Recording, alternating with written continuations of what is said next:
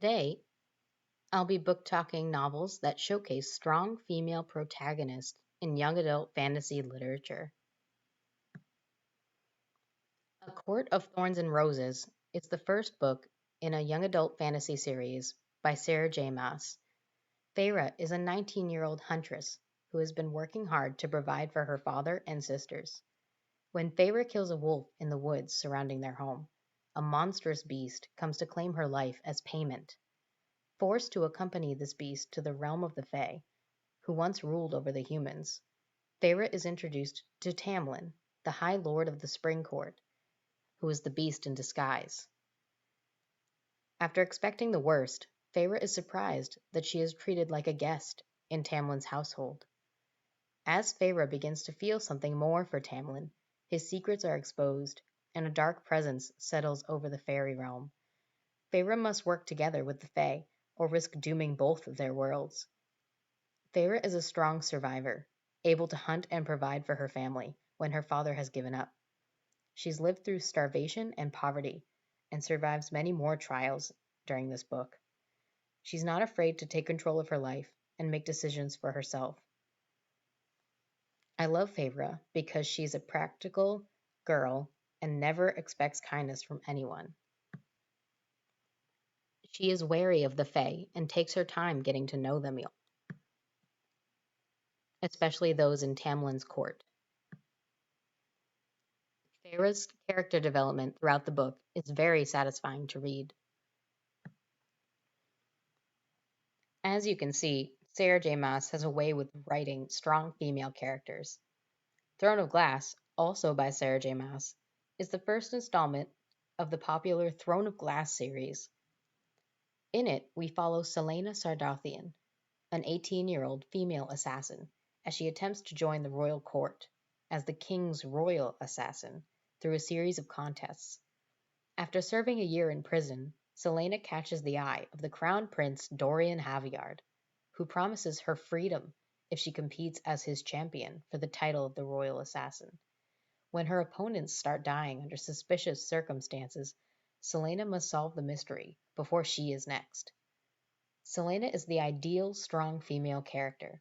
She is sarcastic, vulgar, and doesn't care what anyone thinks of her. She too has survived many hardships in her life, and we see her struggle with the demons of her past throughout the novel.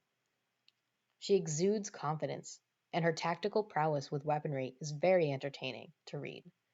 The series is on its fifth book, and it's only gotten better and more complex. The men in the series constantly underestimate her, and it's very exciting to see her get the better of them. Celaena has truly grown into her own person at this point in the series, and I highly recommend this series to anyone who loves or is trying to get into fantasy literature. City of Bones by Cassandra Clare is an urban fantasy series that takes place in New York City. 15-year-old Clary Frey witnesses an unusual murder while out with her friend Simon at the Pandemonium Club. It is unusual because Clary is the only one who saw it happen. The culprits are revealed to be shadow hunters, an ancient race of half-human, half-angel warriors who battle demons and other dark beings who lurk in the shadow realm. Clary is dragged into their world as secrets about her own past begin to surface, and she hunts to find her kidnapped mother.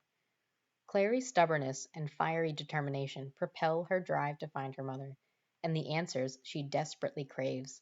Her whole life seems to have been a lie until she stumbles into Jace, one of the shadow hunters from the New York Institute. As much as he helps Clary find where she belongs, Clary helps Jace see a different side of himself, one that has been dormant for a long time. Clary, raised as a mundane, is thrown into the shadow world without knowing anything about it. Despite her mundane upbringing,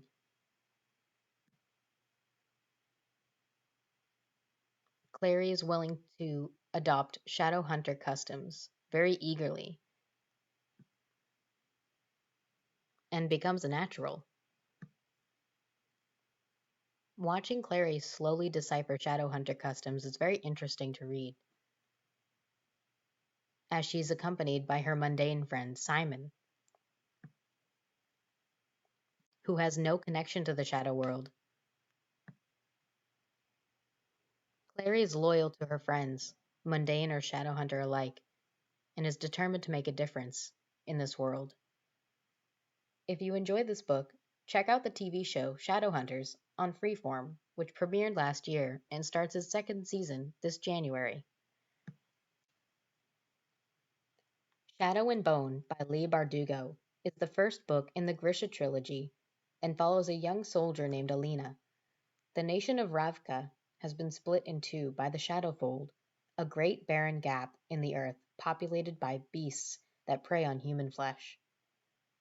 When Alina is forced to use a rare power she was unaware of to save a friend, she is welcomed into the ranks of the Grisha, warriors blessed with special abilities trained to battle the terrors of the Shadowfold.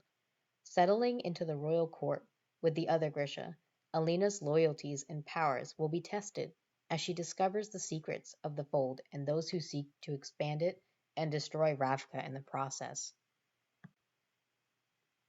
Alina was perfectly content living her life as a soldier, never wanting to draw attention to herself. And although she has immense power, she never forgets her humble beginnings or her childhood friends. She surpasses everyone's expectations to become one of the most powerful Grisha that have ever existed. Alina has noble intentions and only intends to use her power for good, but others have other ideas on how her power should be used. Alina is definitely proof that with great power comes great responsibility.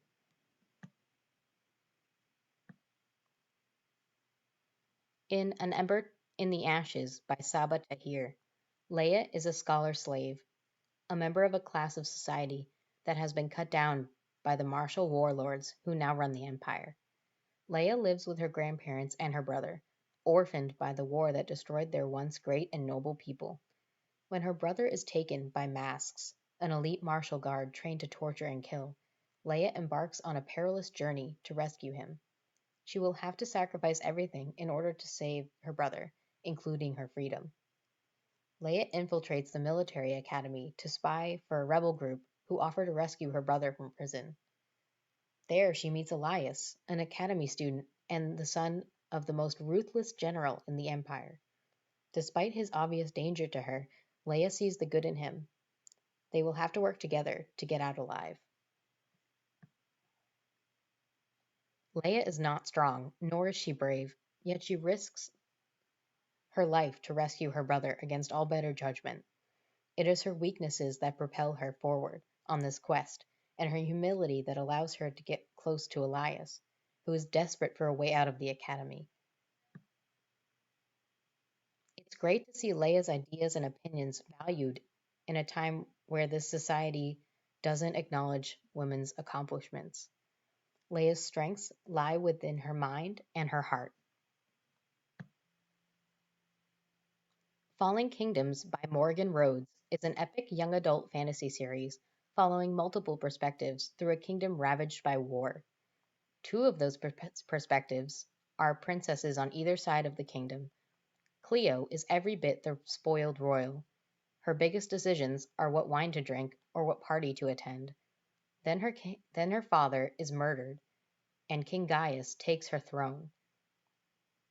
Cleo will have to venture into enemy territory and use her courtly expertise to traverse a dangerous foreign palace and find the key to her family's vengeance in a long dormant power.